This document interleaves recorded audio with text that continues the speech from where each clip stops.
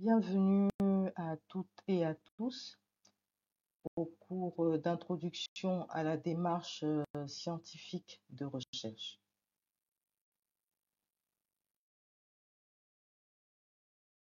À la fin de ce cours, vous serez en mesure de comprendre ce que c'est que la recherche et de comprendre les enjeux de la recherche dans les pays africains.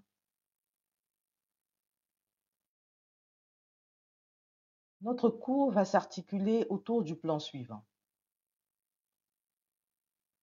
Définition de la recherche, objectifs de la recherche, les phases de la recherche, les caractéristiques de la recherche, les étapes de la recherche, les différents types de recherche et enfin les enjeux de la recherche dans les pays africains.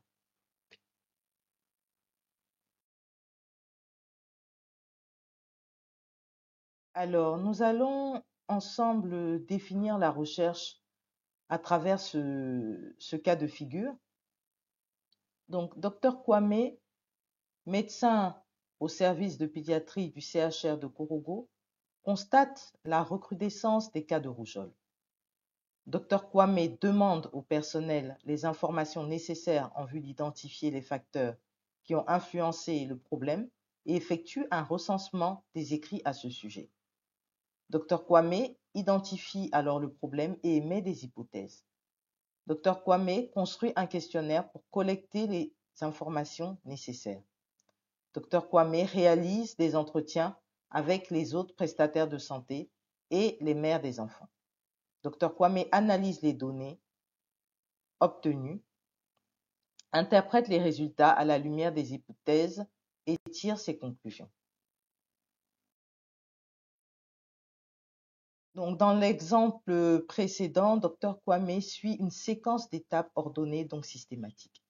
Dr Kwame ne saute pas directement aux conclusions, mais il utilise une méthode scientifique qui consiste à investiguer en vue d'atteindre des conclusions.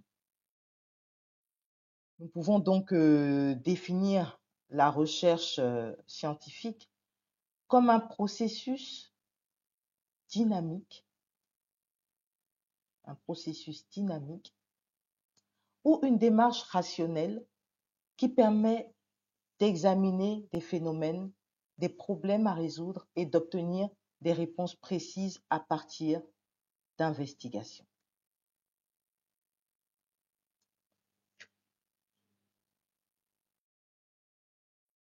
Alors, quels sont les objectifs de la recherche? Le premier objectif est celui d'améliorer les connaissances sur les maladies et les conditions de santé. À ce niveau, la recherche en santé vise à mieux comprendre les causes, les mécanismes et les effets de la maladie. Cela inclut l'étude des facteurs biologiques, environnementaux, génétiques et comportementaux qui influencent la santé. Le deuxième objectif est de développer de nouveaux traitements et interventions. C'est un objectif central qui est de découvrir, de développer et de tester de nouveaux médicaments, thérapies ou interventions pour traiter ou prévenir les maladies. Le troisième objectif est celui d'améliorer la prévention des maladies. En effet, la recherche aide à identifier les moyens de prévenir les maladies avant qu'elles ne surviennent, que ce soit par la vaccination, la modification des comportements à risque ou la promotion de saines habitudes de vie. Le quatrième objectif est d'optimiser les systèmes et les politiques de santé. Il s'agit ici d'améliorer la gestion des services de santé, la distribution des soins et l'élaboration de politiques de santé publique qui répondent aux besoins des populations en tenant compte des ressources disponibles. Le cinquième objectif est de réduire les disparités en matière de santé. En effet, la recherche vise à comprendre et à réduire les inégalités d'accès aux soins de santé entre différentes populations en fonction de l'âge, du sexe, de l'ethnicité, du statut socio-économique ou de la géographie. Le sixième objectif est de renforcer les pratiques fondées sur des preuves. La recherche en santé permet de fournir des données probantes qui guident les décisions et les interventions de santé publique. Les résultats de la recherche permettent aux professionnels de santé d'adopter des pratiques plus efficaces et adaptées aux besoins des patients. Le septième objectif est celui de promouvoir le bien-être et la qualité de vie.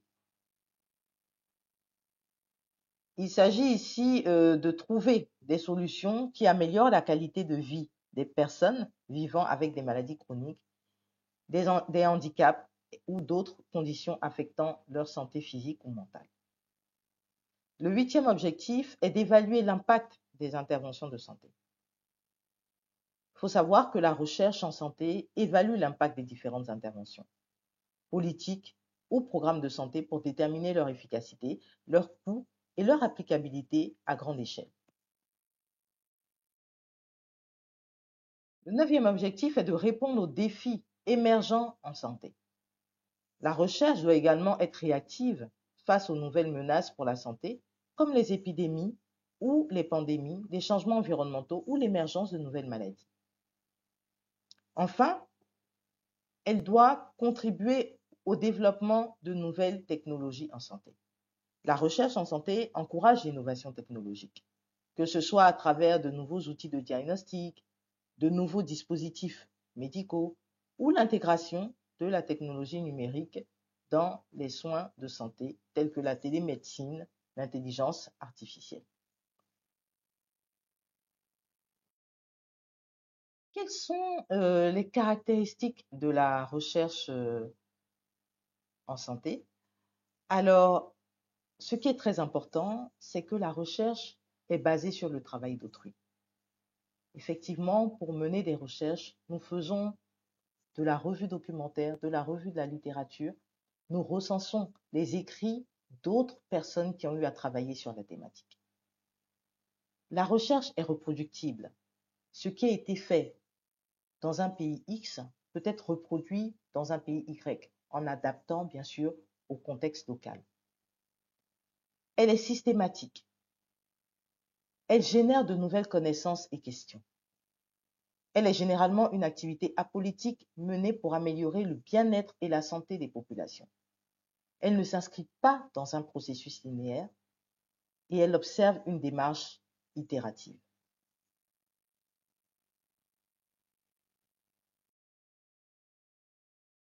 Alors, quelles sont les principales phases de la recherche? Il faut savoir que de manière générale, la recherche comprend 5 phases principales. La phase de conception de l'étude, la phase de préparation de l'étude, la collecte des données, la phase de traitement ou d'analyse des données, la phase de diffusion ou de dissémination des résultats. En ce qui concerne la phase de conception de l'étude, c'est la première phase dans la recherche en santé. Et cette phase-là va vous permettre de choisir et de formuler votre problème de recherche, de recenser les écrits pertinents et observer les faits pertinents. Vous allez également identifier le gap de recherche. Et ce gap de recherche peut être un gap méthodologique où les études sur le problème n'ont utilisé que des méthodes quantitatives, par exemple, au lieu de méthodes qualitatives ou encore au lieu d'approches mixtes, c'est-à-dire d'approches qui prennent en compte les méthodes quantitatives et les méthodes qualitatives. Mais le gap de recherche peut également être un gap de connaissances. Lorsque aucune étude ou très peu d'études ont été réalisées sur la thématique dans le pays ou encore dans la sous-région. Une fois le gap identifié, vous allez énoncer les questions, les objectifs et les hypothèses de recherche, élaborer un cadre de référence, choisir le ou les méthodes d'investigation, définir les variables, élaborer le plan d'analyse, rédiger votre protocole, plus les outils de collecte, et enfin budgétiser ce protocole-là. Après la phase de conception, vous avez la phase de préparation. Et cette phase-là va comprendre une réunion de cadrage qui va permettre à tous les acteurs du projet, toutes les parties prenantes, d'être au même niveau d'information. Suite à la réunion de cadrage, il faudra soumettre le protocole au comité éthique, former les enquêteurs, effectuer la reprographie de tous les outils de collecte et envoyer les différents courriers d'information aux autorités et aux parties prenantes. Après la phase de préparation vient la phase de collecte des données avec le départ des enquêteurs sur le terrain, la supervision des enquêteurs, le débriefing et la réception des rapports de collecte des données. Après la phase de collecte des données, nous avons la phase de traitement et d'analyse des données. Donc, les données collectées seront analysées, présentées sous forme de tableaux, de figures. Les résultats seront également interprétés et discutés. Après cette phase d'analyse des données, vous aurez la phase de diffusion, de dissémination des résultats qui se fait sous la forme d'ateliers de restitution aux parties prenantes du projet ou d'articles scientifiques dirigés vers un auditoire plus spécialisé, donc composé de scientifiques, et également de notes politiques à l'endroit des décideurs. Je tiens à préciser que toutes ces phases, vous les verrez, hein, vous les verrez dans les cours des unités qui suivront et vous les verrez vraiment dans le détail.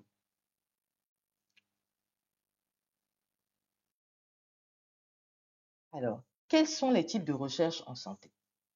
Nous avons la recherche fondamentale en santé qui a pour objectif de comprendre les mécanismes biologiques, physiologiques et pathologiques sous-jacents des maladies sans recherche d'application immédiate. Quelles sont les caractéristiques de la recherche fondamentale? Alors, c'est une recherche qui est axée sur des questions théoriques et des concepts scientifiques de base. Elle ne cherche pas directement à résoudre des problèmes cliniques, mais constitue la base des découvertes futures. Par exemple, on a les études sur la structure des protéines impliquées dans des maladies neurodégénératives, comme la maladie d'Alzheimer, pour comprendre leur fonctionnement. Un autre type de recherche en santé, c'est la recherche appliquée. Alors, elle a pour objectif de trouver des solutions pratiques aux problèmes de santé en utilisant les connaissances issues de la recherche fondamentale.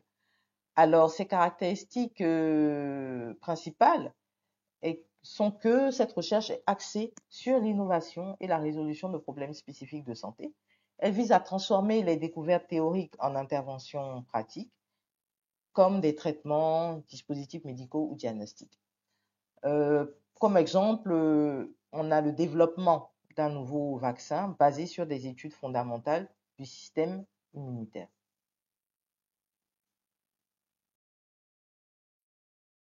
La recherche opérationnelle en santé. Alors, celle-ci, elle a pour objectif d'améliorer l'efficacité, la gestion et l'organisation des systèmes de santé en optimisant les processus et les ressources. Elle a pour caractéristique le fait d'utiliser des outils d'analyse mathématique, statistique et informatique pour résoudre des problèmes liés à l'organisation des soins et à l'optimisation des services de santé. Cela inclut la gestion des hôpitaux, la distribution des soins et la planification des ressources. Alors, comme exemple, on prendra l'utilisation de la méthode modélisation pour optimiser la gestion des lits d'hôpital ou pour planifier la distribution des vaccins dans une campagne de vaccination de masse. La recherche de mise en œuvre en santé. Alors, cette recherche de mise en œuvre a pour objectif de tester, de mettre en œuvre des innovations ou des interventions validées en pratique clinique ou en santé publique dans des conditions réelles et par la suite d'évaluer l'efficacité de ces innovations ou interventions. Alors, elle est caractérisée par le fait qu'elle vise à comprendre comment les interventions validées peuvent être adoptées, adaptées et intégrées dans les systèmes de santé. Elle évalue l'efficacité, l'acceptabilité et les défis liés à l'implantation d'interventions de santé dans des contextes pratiques, hôpitaux, centres de santé, communautés, mais également par rapport au contexte même locaux, donc par rapport au contexte des pays, vu que l'implantation d'une intervention dans un contexte donné, dans un pays donné, peut différer d'un pays à un autre. Alors, pour exemple, on a par exemple l'évaluation de l'adoption et l'efficacité d'un programme de dépistage du cancer du sein dans les centres de santé locaux après avoir été prouvé efficace en essai clinique. Donc, dans ce petit tableau, je vous ai fait une synthèse des différents types de recherches que nous pouvons rencontrer, donc en présentant le libellé du type de recherche, son objectif et un exemple.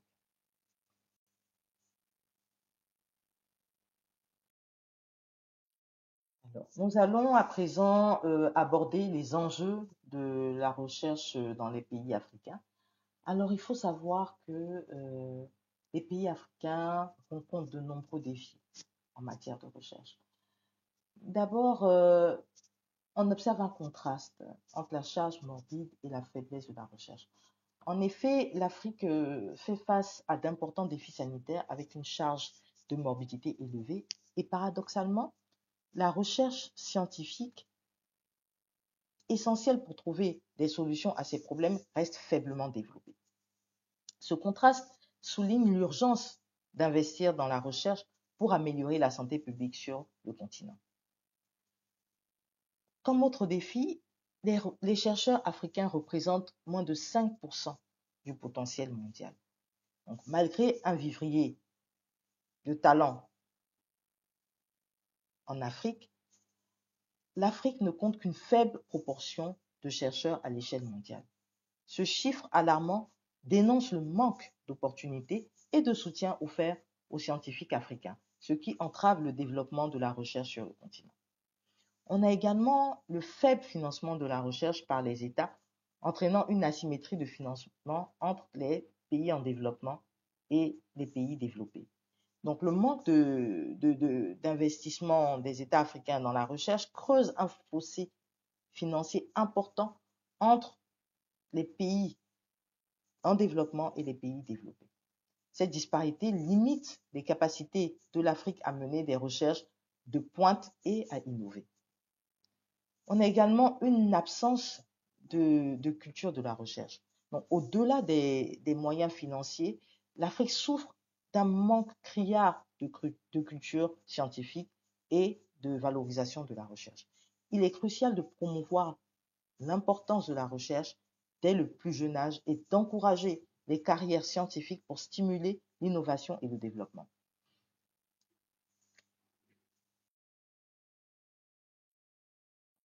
Il faut également noter comme autre enjeu l'agenda de recherche qui est souvent adapté à celui des bailleurs. Donc la recherche africaine est souvent influencée par les priorités des bailleurs de fonds internationaux, ce qui peut la détourner des besoins réels du continent. Il est donc essentiel de promouvoir une recherche axée sur les problématiques locales et les priorités de développement de l'Afrique. On a également la faible vulgarisation des résultats. Les résultats de la recherche africaine ne sont pas suffisamment diffusés et vulgarisés auprès du grand public, des décideurs politiques et des acteurs économiques. Améliorer la communication scientifique est crucial pour que la recherche puisse avoir un impact réel sur le développement du continent. On a également un manque d'infrastructures et de matériel. Les institutions de recherche africaines souffrent souvent de ce manque d'infrastructures adéquates et de matériel scientifique de pointe. Et cet état de fait limite les capacités des chercheurs à mener des études de qualité et être compétitifs à l'échelle internationale. Par ailleurs, les institutions de recherche africaines sont désertées au profit des institutions internationales de développement. De nombreux chercheurs africains talentueux sont attirés par les meilleures conditions de travail et de rémunération offertes par les institutions internationales de développement. Cette fuite de cerveau entre griffes affaiblit les institutions de recherche africaines et prive le continent de ses meilleurs talents. En dernier point, concernant la diffusion des résultats, on a également une édition scientifique qui est le parent pauvre de la recherche africaine. La publication scientifique africaine est souvent limitée par le manque de revues scientifiques, de qualité et de moyens pour diffuser les travaux de recherche à l'international. Donc, il est vraiment important de soutenir le développement de l'édition scientifique africaine pour accroître la visibilité et l'impact de la recherche du continent.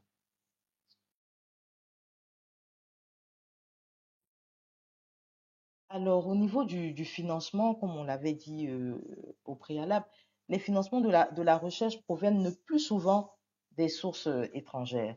Donc, la dépendance au financement euh, extérieur est un frein à l'autonomie et à la souveraineté scientifique de l'Afrique.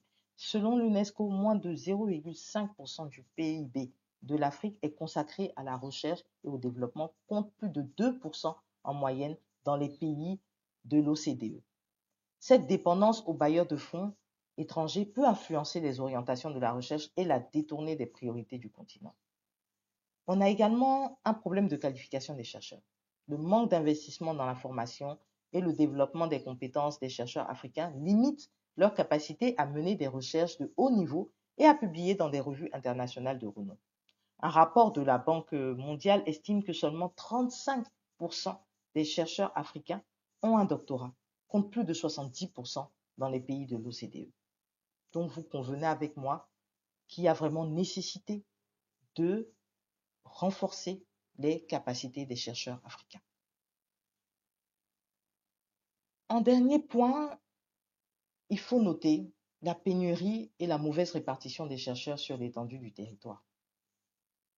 L'Afrique fait face à une pénurie de chercheurs qualifiés et ceux-ci sont souvent concentrés dans les grandes villes et les capitales, laissant les zones rurales et les régions périphériques dépourvues de compétences scientifiques. Selon l'UNESCO, l'Afrique compte environ 79 chercheurs pour 1 million d'habitants, contre 4 500 en moyenne dans les pays de l'OCDE. Alors, nous allons proposer quelques solutions à ces défis. Ces solutions ne sont pas exhaustives, mais nous pensons qu'elles peuvent être regroupées en 3 axes. Donc, sensibiliser les acteurs de la santé à la production scientifique et à la vulgarisation de leurs activités de terrain. Il est essentiel d'encourager les professionnels de la santé à s'engager dans la recherche et à diffuser les résultats de leurs travaux. Cela permettrait de valoriser l'expertise africaine et de promouvoir des solutions adaptées aux réalités du terrain. Donc, je pense que cette formation vraiment s'inscrit dans ce cadre-là. Et d'autres initiatives, je pense, de formation, de rédaction à la publication scientifique, la création de plateformes de partage d'informations et l'organisation de conférences pourraient également contribuer à atteindre cet objectif-là. Il faudrait également renforcer les capacités des acteurs en méthodologie de la recherche, en mobilisation de ressources financières, en gestion de subventions. Améliorer les compétences des chercheurs africains en matière de méthodologie, de gestion de projets, de gestion de subventions est crucial si on veut accroître la qualité et l'impact de leurs travaux.